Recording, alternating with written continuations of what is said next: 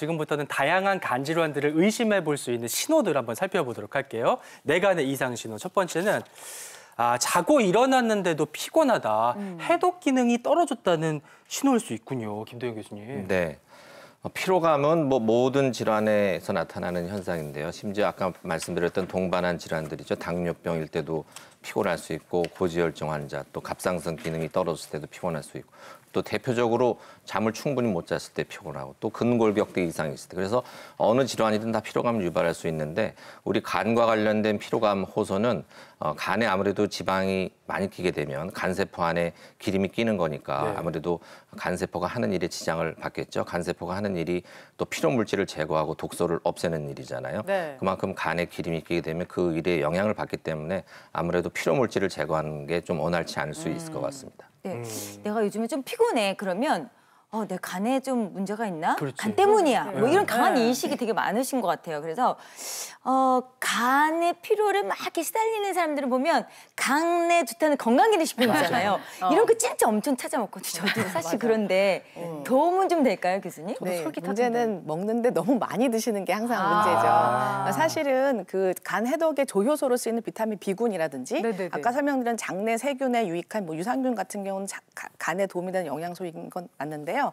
우리가 아주 민간요법이나 여러 군데서 들어 아는 간에 좋다는 그런 성분들이 있잖아요. 근데 그런 걸 뭐 즙을 내서 드시거나 이렇게 되면 평소에 잘 안 드시던 그 아주 약성이 강한 성분이 갑자기 이제 들어오면서 이미 뭐 간 손상이 좀 심한 경우라면 그 자체가 대사되는데 굉장히 부담을 줄 수가 있거든요.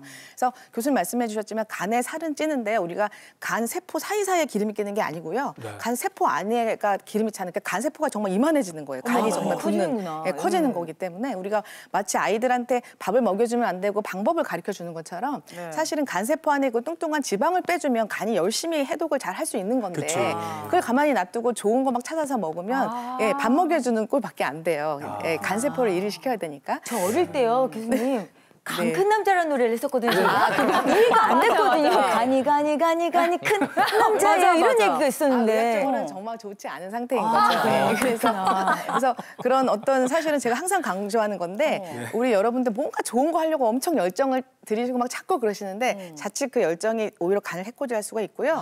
하나 좋은 거 하는 것보다 하나 나쁜 걸 빼면 10배 효과가 있거든요. 그래서 그런 영양제 막 좋은 거 찾는 시간에 나쁜 거 빼셔야 되는데 과음, 과식, 그다음에 약물, 온라면 이런 거 빼시는 게 훨씬 더 효과가 좋습니다. 저는 깜짝깜짝 잘 놀라는 간이 작은 남자인데 관리 잘해야겠고요. 자, 그다음은 보면은요. 식욕 부진, 메스꺼짐, 구토 이런 증상이 있으면 영양소 저장, 운반 기능이 낮아졌다는 신호일 수 있다. 김도영 교수님. 네.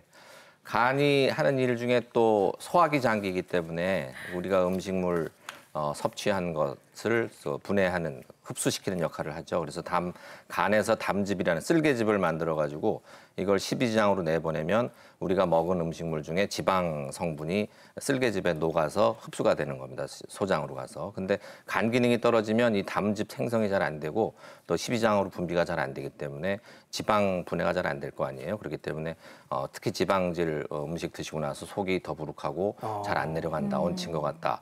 이렇게 말씀하시는 분들이 있거든요. 그래서 피로감 아까 말씀드렸지만 피로감은 뭐 어떤 질환이든 나타날 수 있지만 특히 이제 윗배가 안 좋고 메스꺼리고 뭐 구토까지 생긴다 할 때는 꼭 소화기 장기를 의심을 해야 되거든요. 그래서 혹시라도 이런 증상이 생겼을 때 간 기능이 떨어졌지 않을까 한번 생각을 해보셔야 되는데 사실은 이런 뭐 식욕부진이라든지 또 소화불량이라든지 오심구토는 위하고 제일 관련이 많긴 합니다. 그래서 위 검사를 먼저 해보시되 위가 깨끗하다고 할 때는 간 기능도 한번 체크해 보시는 것이 필요합니다. 그렇군요. 간의 이상 신호 살펴보고 있습니다. 그 점도 간의 이상 신호라고 보기에는 약간 의외인데 한번 볼까요? 잦은 감기 등 면역 기능이 떨어진다. 이게 간하고 어떤 상관이 있을까요, 박 교수님? 예, 앞에서도 말씀드렸지만 간에는 쿠퍼세포가 있고 그 쿠퍼세포의 기능이 나쁜 바이러스나 세균들을 잡아먹는 역할을 한다고 했습니다. 간 기능이 나빠지고 만성 비형 간염이나 C형 간염 같은 만성 간염 상태 또는 간경변이 있게 되면 이러한 면역 기능이 떨어지기 때문에 감기도 잘 걸리고 폐렴도 잘 걸리고 작은 염증이 전신으로 퍼지는 폐혈증 같은 것도 잘 걸리게 됩니다. 있습니다. 실제로 임상에서 그런 환자분들을 많이 볼 수 있고요. 이런 면역 저하가 간 기능과 밀접하게 나타나기 때문에 그 간경변증이 있는 분들은 현재 문제가 되는 코로나에 있어서도 굉장히 고위험군에 속하게 됩니다. 따라서 본인이 최근 들어 많이 아프고 염증도 잘 생기고 그렇다면 내가 간에는 문제가 없는지 한 번 정도는 꼭 생각해 보셔야 합니다. 네, 그리고 이어지는 간 건강의 적신호는 색깔인데요. 어떤 색깔이냐면 지나칠 정도로 노란 소변과 노란 얼굴. 박성근 교수님. 네. 사실 황달이라 그러죠. 네. 이 황달은 소화기내과 전문의들이 가장 경계하는 무서운 증상 중에 하나입니다. 진단하는 법은 저 사진을 통해서 좀 설명드리겠는데요. 네네. 우리 몸을 갖다 쭉 누르게 되면 정상적으로는 피가 안 통하니까 예. 하얗게 보입니다. 그렇죠. 근데 황달이 있는 분들은 쭉 눌렀을 때 노란색이 더 강하게 나타납니다. 또 우리가 그 눈의 흰자라고 불리는 공막을 쳐다봤을 때 정상보다 노랗게 보이는 경우도 있고요. 이런 황달이 생겼다는 것은 뭐냐? 간의 염증이 심해서 우리 몸의 그 담즙을 어떻게 처리를 못해서 혈류로 많이 나가는 상황, 또는 담즙이 내려가는 담관이나 그 길에 암이나 돌이 틀어막아서 못 내려가는 어떤 심한 간질환이나 담관 질환을 의심하는 어떤 증상이기 때문에 황달이 발생했다. 그럼 지체하지 말고 병원에 가셔서 MRI나 CT나 정밀 검사를 꼭 받으셔야 됩니다.